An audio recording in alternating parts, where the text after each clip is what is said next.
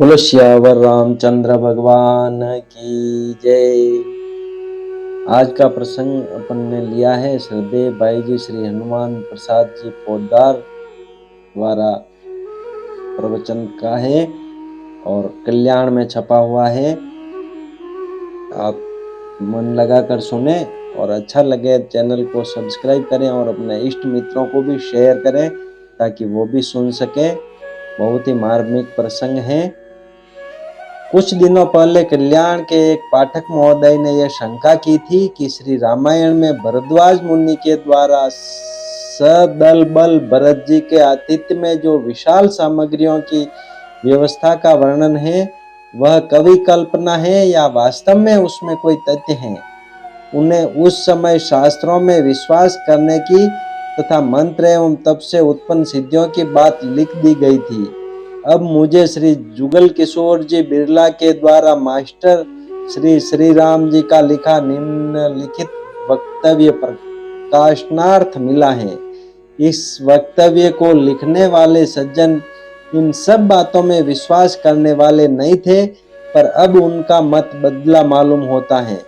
मैं स्वयं कुछ दिनों पहले दिल्ली गया था, तब श्री जुगल किशोर जी ने मुझे वह मिस्री की ईंट दिखलाई थी और सारा हाल सुनाया था।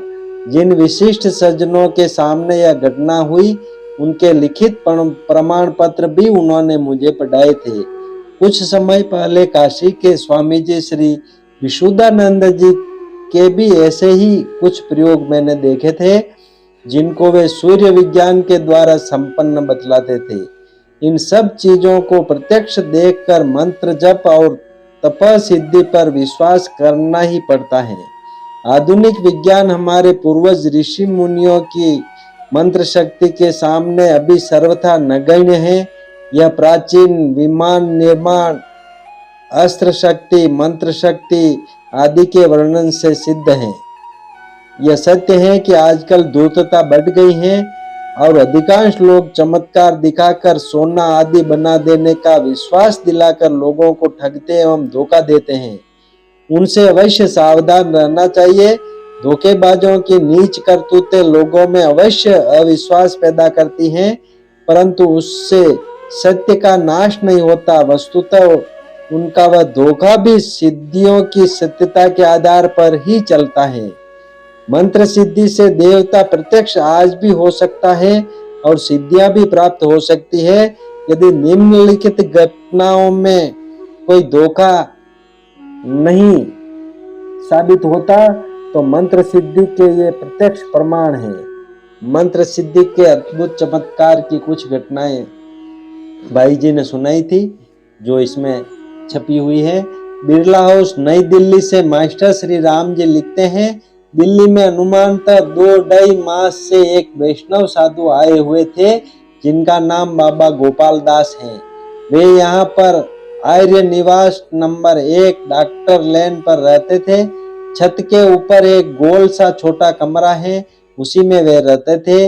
उन्होंने गोपाल का एक चित्र काष्ठ की चौकी पर रख छोड़ा था। उस चित्र के चारों तरफ कनेर के पुष्प चढ़ाए हुए रखे रहते थे। गोपाल दास बाबा उस चौकी के पास ही एक दरी पर बैठे तुलसी की माला फेरते थे। जो लोग उनके पास जाते वे भी उसी दरी पर बैठ जाते थे। उनके पास जाने वालों को प्रसाद देने के लिए बाबा जी ईंट के छोटे छोटे टुकड़े अनुमानतः 4-5 तोले वजन के एक हरे केले के टुकड़े में गोपाल की मूर्ति के सामने आधा मिनट रख कर उठा लेते थे तो ईंट के टुकड़े सफेद मिस्री के टुकड़ों में बदल जाते थे और वे इन मिस्री के टुकड़ों को उन लोगों को दे देते थे जो उनके दर्शन के लिए जाते। कभी कभी ईंट का टुकड़ा कलाकंद में बदल जाता था। यह अद्भुत परिवर्तन कैसे हो जाता है सो तो वह बाबा जी ही जानते हैं और किसी को पता चला नहीं है। विज्ञान वेत्ता इस कारण को ढूंढ निकाले तो दूसरी बात है। उक्त बाबा जी के पास जर्मन राजदूत, जापानी राजदूत, लोकसभा के अध्यक्ष श्री मावलंकर, श्री सत्यनारायण सिंह, राय बहादुर, लक्ष्मीकांत मिश्र आदि गए थे। इनको भी इसी प्रकार का प्रसाद दिया गया था। जर्मन राजदूत के साथ एक जर्मन महाशय भी थे। उन्होंने तो यह चमत्कार देखकर बाबा जी से अपना शिष्य बना लेने की प्रार्थना भी की। इन दो प्रकार के चमत्कारों के अतिरिक्त 3 चमत्कार विशेष उल्लेखनीय हैं। पहला चमत्कार तो यह है कि श्री जुगल किशोर जी बिरला ने एक तांबे की चमची को एक केले के हरे पत्ते में लपेटकर अपने हाथ में लिया और बाबा जी के कहने के अनुसार श्री बिरला जी सूर्य के सामने खड़े हो गए। बाबा जी भी पास में खड़े कुछ मंत्र जपते रहे। 2-3 मिनट बाद ही चमची निकाली गई तो सोने की बन गई थी। अभी तक वह चमची श्री बिरला जी के मुनिम डालूराम जी के पास उसी आर्य भवन में रखी हुई है। दूसरा चमत्कार यह हुआ कि इस मिश्री के प्रसाद का वृतांत सुनकर एक महाशय ने बाबा जी के पास जाने वालों में से किसी को यह बात कह दी कि हम तो बाबा जी की मंत्र सिद्धि तब माने जबकि वे पूरी की पूरी 1 नंबरी ईंट को मिश्री की ईंट बना दे। ऐसी बात बाबा जी को सुनाई गई तो बाबा जी ने झट कह दिया कि गोपाल जी की कृपा से मिट्टी की ईंट के टुकड़े मिश्री के टुकड़े बन जाते हैं, तो पूरी मिट्टी की ईंट का मिश्री की ईंट बन जाना कौन सा बड़ी बात है।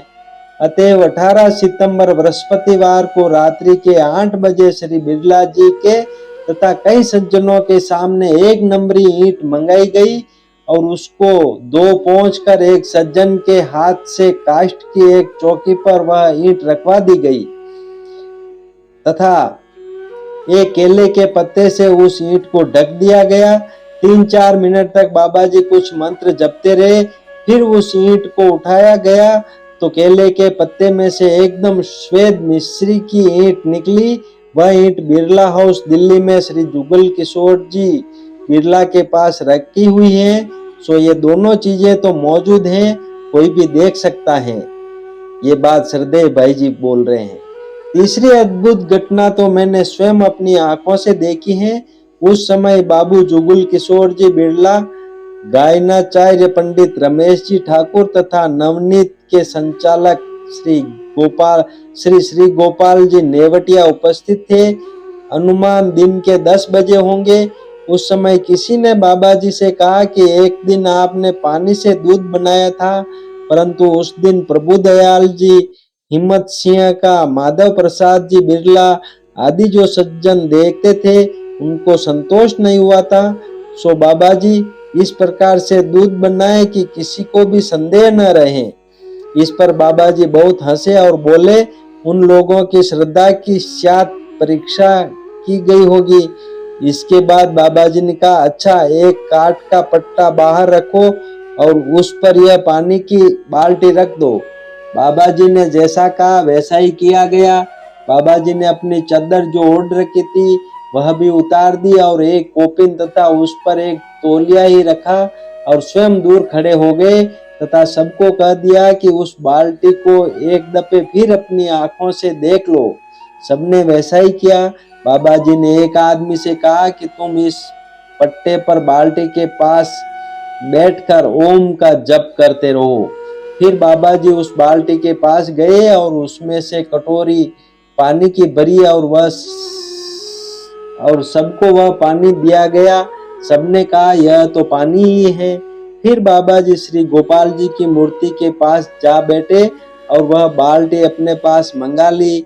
बाल्टी गमछे से ढक दी गई और एक लाल फूल जो गोपाल जी की मूर्ति पर चढ़ा हुआ था अपने हाथ से बाल्टी में डाल दिया। उसके पश्चात जब गमछा हटाया गया तब एकदम सफेद दूध देखने में आया। सबको एक एक कटोरी दूध दिया गया। शेष दूध बिरला हाउस पहुंचाया गया जो अनुमानतः 2.5 सेर था। वह दूध गर्म करके जमाया गया और दूसरे दिन उसमें से मक्खन निकाला गया।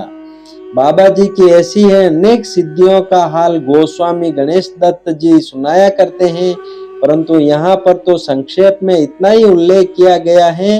इन कुछ आश्चर्यजनक बातों को देखकर मन में आया कि विज्ञान वेत्ताओं से विनय पूर्वक निवेदन करूं कि आर्य ऋषियों और मुनियों द्वारा सम्मानित पांतजल योग दर्शन के सूत्र में एक मंत्र सिद्धि भी मानी गई है।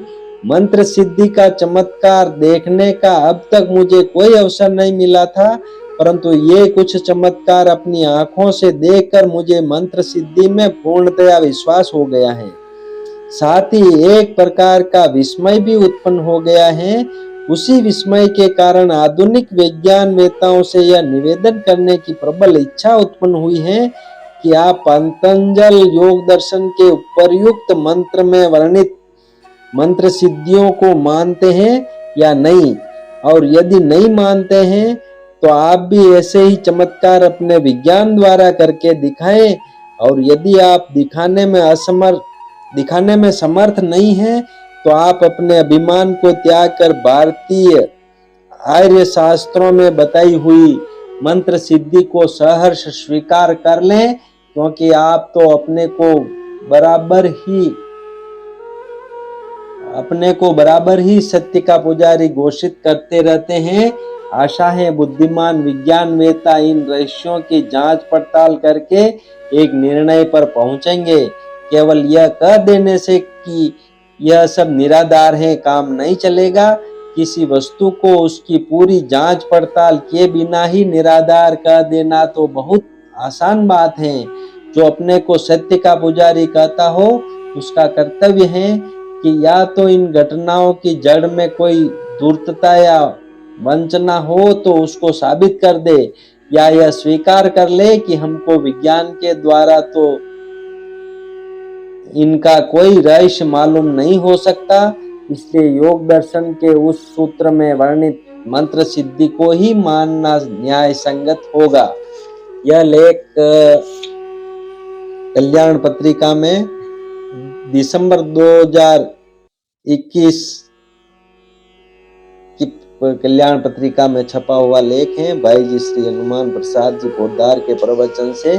बोलो श्यावर रामचंद्र भगवान की जय।